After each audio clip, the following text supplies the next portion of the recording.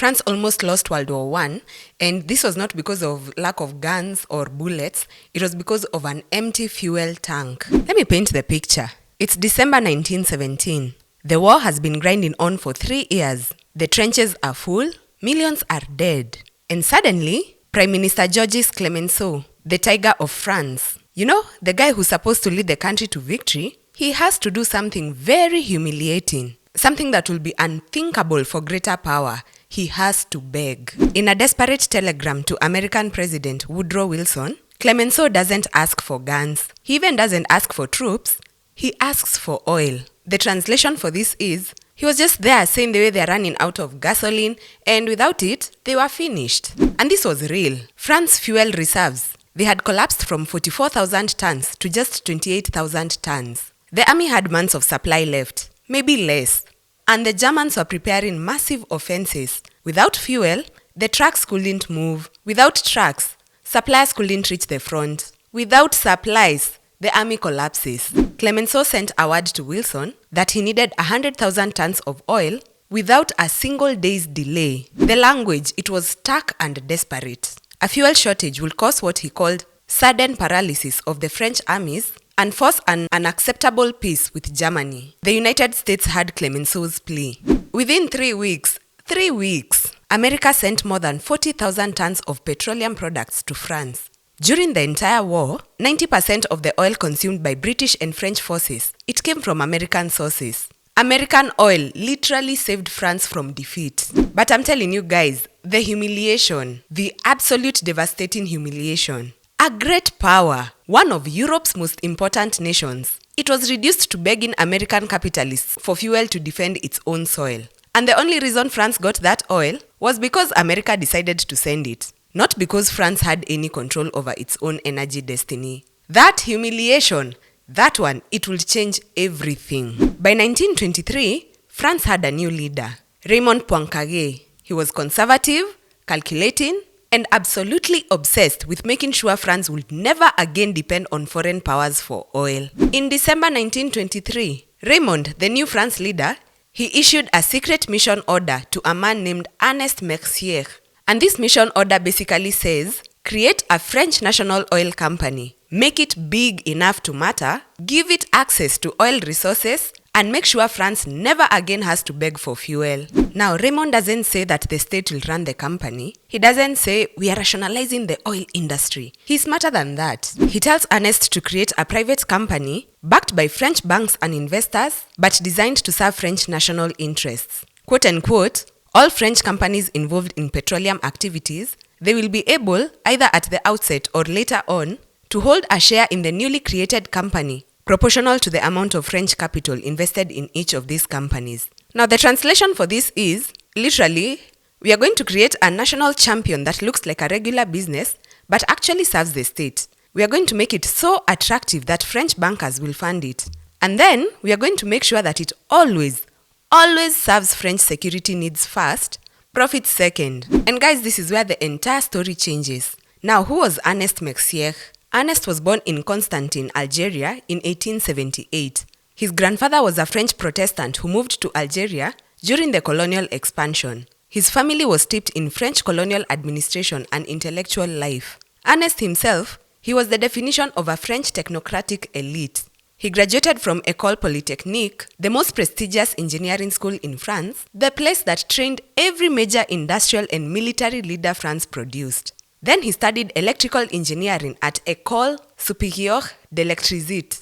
And here guys, it's not just the academic knowledge, this was the training ground for France's expert class. During World War I, Ernest served as a naval engineer. He fought at the Dardanelles, and he was wounded in action. He earned the rank of colonel and became known for his fighting spirit, which is military terminology for, this guy doesn't back down. After he was injured, he was brought to Paris to work as a liaison officer under Marshal Foch and then under Minister Louis Loucheur, one of the most powerful figures managing the French war effort.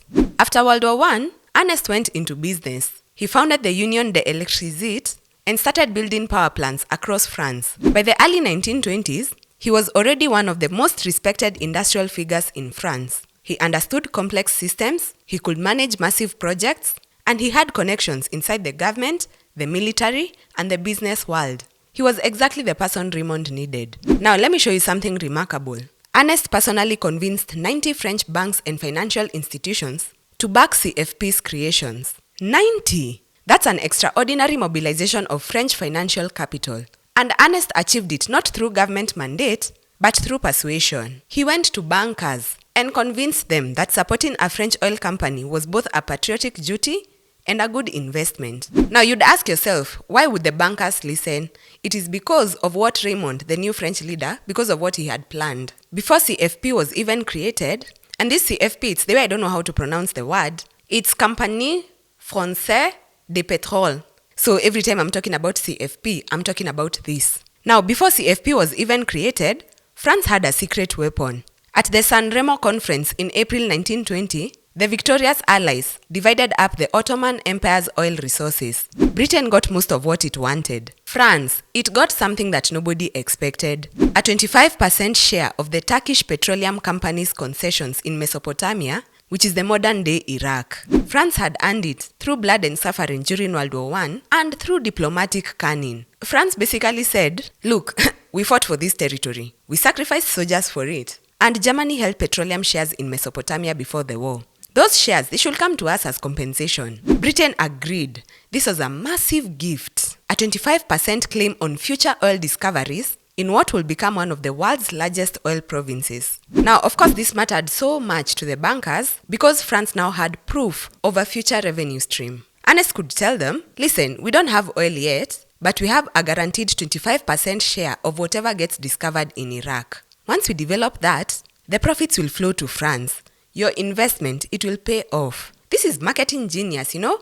France had no oil in the ground yet, but it had a legal claim to oil that had not been discovered. And that legal claim was enough to convince 90 banks to invest. On March 28, 1924, the Compagnie Française de Pétrole, CFP, it was officially created. And it was created with the backing of 90 French financial institutions and Ernest as its first chairman, and with France's 25% claim on future Iraqi oil as its founding asset. Nobody at that moment, not Raymond, the France leader, not Ernest, no one knew that within 3 years, Iraq would discover one of the largest oil fields in the world. They were gambling, and they were about to win, spectacularly. October 15th, 1927, 3 o'clock in the morning. A drilling crew near a place called Baba Gargar, that means father of fires in Kurdish, that drilling crew, it hits oil. And when I say hit oil, I don't mean they struck a modest flow.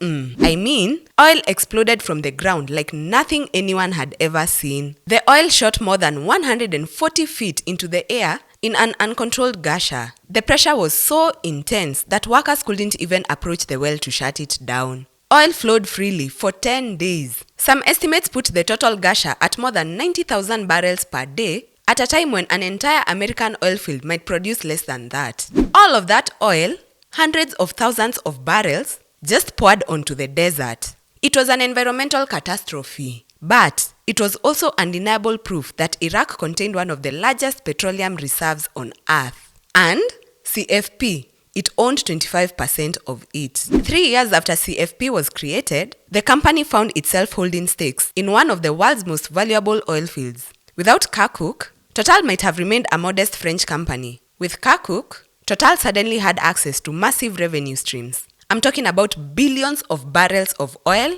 decades of production, wealth flowing directly into French company coffers. The Iraqi oil will finance everything that came next. The African expansion, the retail network, and the Total brand. Every aspect of Total's global growth, it was ultimately built on the back of Kirkuk oil and the 25% that went to France. Now this is where the story starts getting genuinely political and genuinely complicated. In July 1928, CFP and 3 other companies, British Anglo-Persian Oil, Royal Dutch Shell, and an American consortium, they signed something called the Redline Agreement. Now this name, it comes from something fascinating. During negotiations, an Armenian businessman named Calouste Gulbenkian, he literally took a red pen and drew a line on a map. That line enclosed most of the former Ottoman Empire, Iraq, Syria, Lebanon, Saudi Arabia, Palestine, and more. What the Red Line Agreement basically said was this: we all agree that inside this red line, We won't fight with each other over oil. We'll share whatever we find. We won't try to operate independently. We'll all benefit together. In other words, we are creating an oil cartel. Now, people use the word cartel carefully these days because it's associated with illegal activity. But the Redline Agreement wasn't technically illegal. It was just a private business arrangement between major oil companies. But it absolutely operated like a cartel. Production decisions were coordinated, competition was restricted, and profits were split according to a formula. Nobody could operate independently within the Red Line territory. For CFP, this was both good and bad. It was good because it guaranteed France access to the Mid-Eastern oil. France couldn't lose access to Iraqi oil because the agreement protected it. And it was bad because it trapped CFP in a subordinate position within an Anglo-American dominated cartel.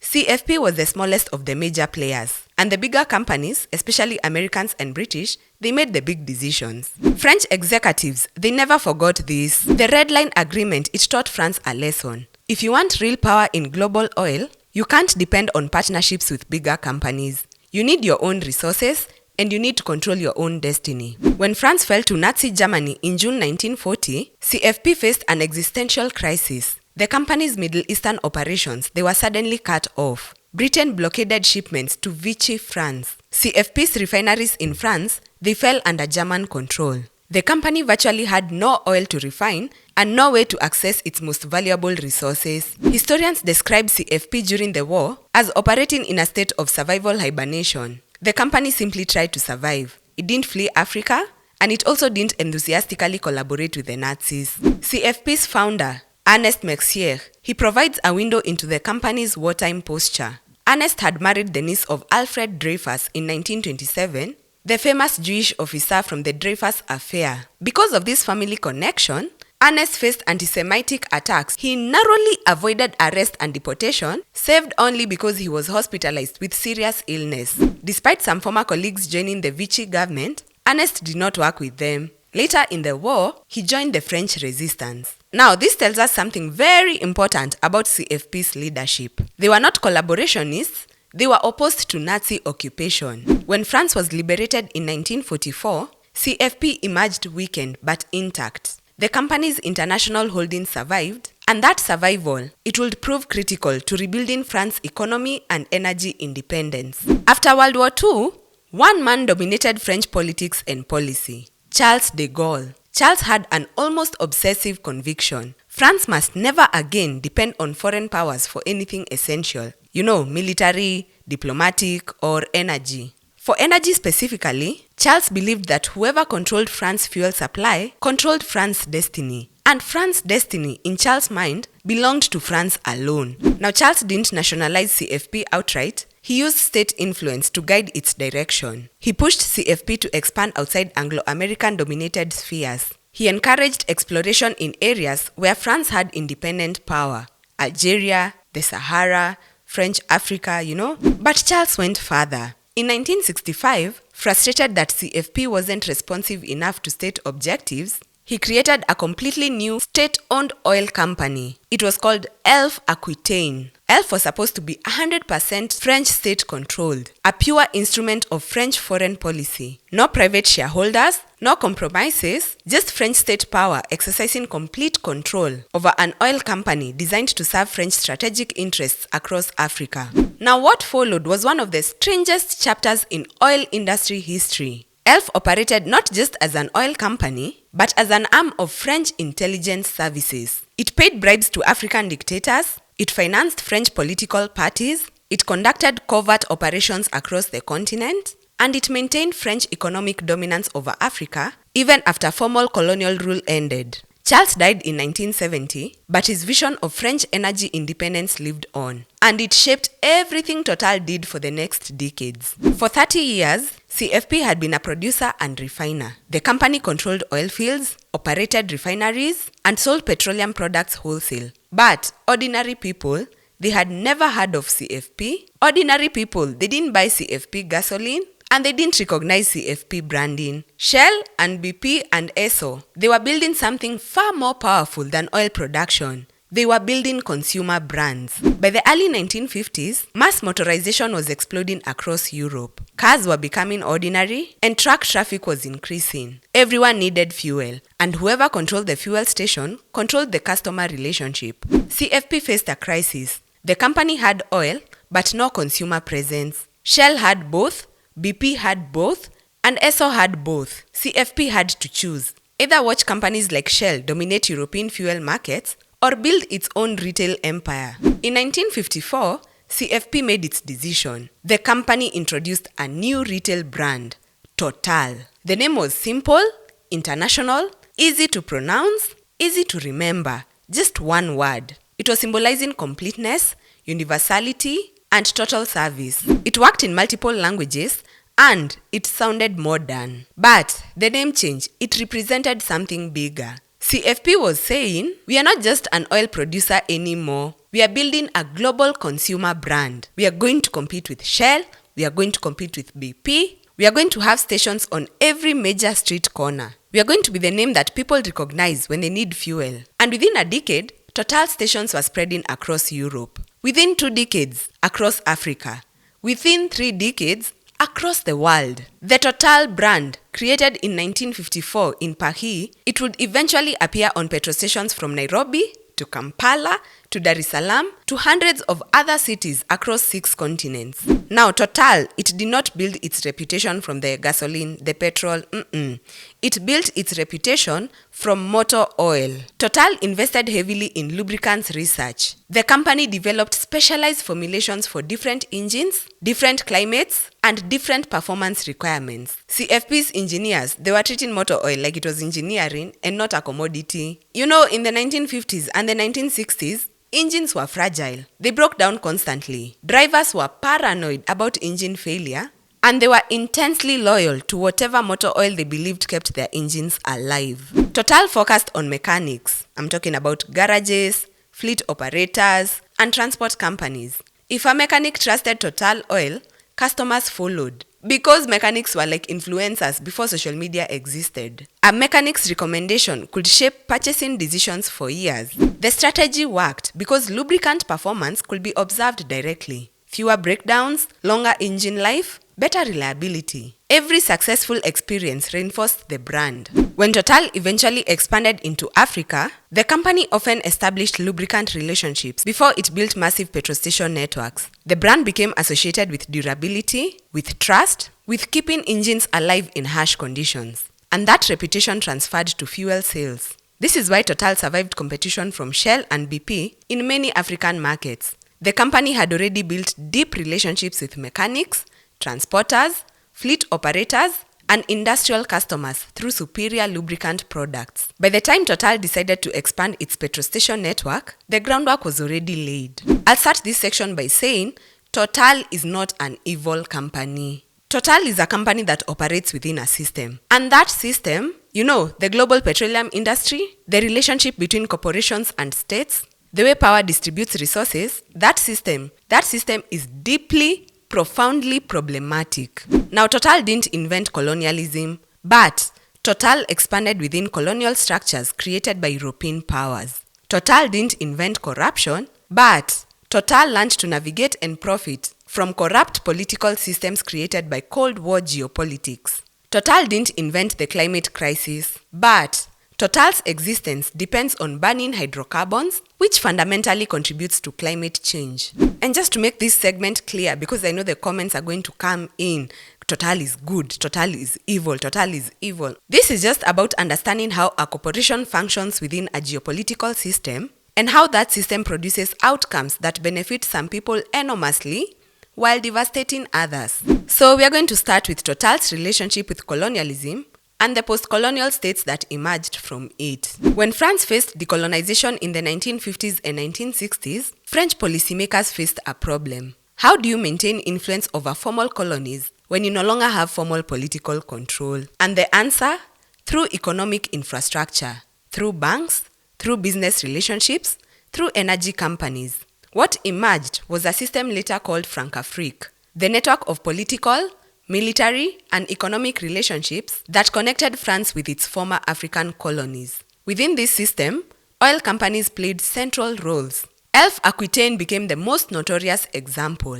According to a later French trial, ELF operated not just as an oil company, but as an arm of French intelligence services. The company paid bribes to African dictators, it financed French political parties, it conducted surveillance operations, and it maintained French economic dominance. I'll give you one example. In Gabon, ELF paid President Omar Bongo an estimated $16.7 million per year in kickbacks for decades. Some estimates put Bongo's total wealth acquired through these payments at $3 billion. Bongo became fabulously wealthy, while ordinary Gabonese people remained poor, despite living in one of Africa's oil-rich nations. He guaranteed ELF monopoly-like access to Gabon's oil, he allowed France to conduct intelligence operations across West Africa, and he maintained political loyalty to France in international forums. This arrangement went on for decades. It was secret and it was officially denied. But in 2003, when the ELF trial exposed the system, it revealed something stunning. French presidents from multiple administrations, they had known about and condoned these arrangements. Like Le Floch, the head of ELF, testified and said, "I was in daily contact with the Élysée Palace, and all the presidents of France had known of and condoned the company's illicit dealings." This basically means that this was French state policy. It wasn't something like a rogue activity. It was conducted through an oil company, hidden from public view, and it was benefiting French political elites and African dictators, while ordinary citizens in resource-rich countries remained impoverished. And Total inherited this system when it merged with ELF in 2000. In 1955, while Kenya was still a British colony, a company called Ozo, OZO, Ozo East Africa Petroleum Company Limited, it was registered. Nobody talks about Ozo anymore, but Ozo was the birth name of what will become Total Kenya. Why Ozo instead of Total? Because in 1955, the Total brand was brand new in France. The company wasn't yet sure it would become the global identity. Ozo was a pre-existing commercial brand within CFP's network. It worked. The company spent 4 years building infrastructure. They were recruiting staff, establishing supply chains, and negotiating with colonial authorities. Finally, in 1959, Ozo began actual operations selling fuel, lubricants, and industrial products. Then, in January 1963, months before Kenya's independence that December, the company was rebranded. Total Oil Products East Africa Limited. The timing, it was deliberate. Kenya was about to become an independent nation. The company wanted to align itself with a modern international brand identity. Total sounded like a company that intended to operate in independent Kenya for decades, not just wait for colonialism to end. In 1991, during Kenya's economic liberalization, the company was rebranded again, Total Kenya Limited. This was localization. The company was saying, we are not just an East African branch anymore, we are Kenya's oil company. We are your company, and we are going public on the Nairobi Stock Exchange. That listing in 1988, it was historic. Total became the first multinational oil company to list on the NSE. Ordinary Kenyans could now buy shares. The company was no longer purely foreign. It had local shareholders, local directors, and local presence. And it built one of the most extensive petrol station networks in East Africa. Think about what that means. Total entered Kenya during colonial rule. It survived independence, it adapted to localization, it entered the stock market, and by the 1990s, it had become one of Kenya's most recognizable brands. For 60 plus years, Total Kenya sold fuel, while Kenya transformed from colony to independent nation. The company was there through independence, through Mau Mau, through the post-colonial boom, through the economic crisis, through everything. Total Kenya became part of Kenya's infrastructure, part of Kenya's DNA. In 1966, Total entered Uganda. This was only 4 years after Uganda gained independence. The country was turbulent. Milton Obote was consolidating power. The kingdom of Buganda, it was being suppressed. But Total saw a growing market, a young nation needing fuel. So the company established itself. For the next 4 decades, Total Uganda was simply another fuel marketer. Gas stations, lubricants, industrial fuel supply, The company survived Milton Obote, and it survived Idi Amin's coup in 1971. And when Idi Amin's regime became one of the most brutally repressive in African history, the company substantially reduced operations but maintained minimal presence. It survived. Many foreign companies fled, but Total remained. Then, something extraordinary happened. In 2006, an oil discovery was made in the Albertine Rift in Uganda. And this one, it was a genuinely huge discovery. Billions of barrels. One of the biggest oil finds in African history over the past 2 decades. Total Uganda was no longer a fuel marketer. The company was at the center of Uganda's future. A company that had quietly sold petrol for 40 years, it found itself negotiating production sharing agreements, it found itself doing environmental impact assessments, it found itself negotiating the pipeline routes, and lastly, it found itself negotiating national security arrangements. The discovery transformed Uganda's geopolitical importance. China became interested, Western nations became interested, climate activists, they became interested. And Total, it was at the center of everything. Because when Uganda decided to develop its oil resources, Total was already embedded. The company had relationships, credibility, and trust. Total won significant stakes in Uganda's oil development. Now this is where again it gets a little bit complicated because Uganda's oil development is not simple. It involves pipeline routes that cut through national parks and protected ecosystems.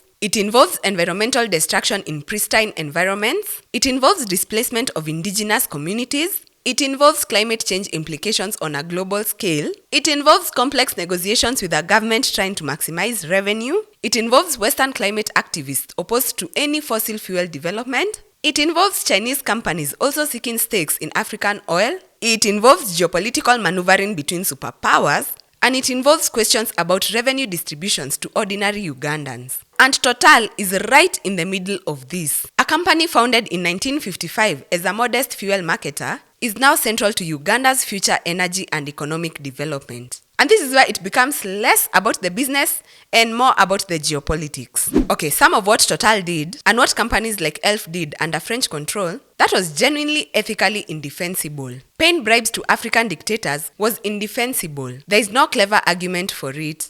It was corruption. It violated laws and it contributed to the enrichment of depots and making ordinary citizens poor. Operating in Uganda while producing oil that will accelerate climate change is ethically problematic. There's no getting around that. Climate change will devastate Africa. Africa contributed least to the carbon emissions that created this crisis. Yet, Africa will suffer most. When Total participates in Africa's oil development, the company is profiting from extracting resources that will ultimately harm the continent that produces them. That's just a profound contradiction. Extraction of oil in protected ecosystems without genuine community consent, that's ethically indefensible. When indigenous communities are displaced, when pristine environments are destroyed, when local populations receive minimal benefit while bearing maximum cost, that's colonialism wearing a modern face. Now you can't go condemning Total without understanding. Total is one company, but it represents a pattern. The pattern of how wealthy nations secure resources from poorer nations,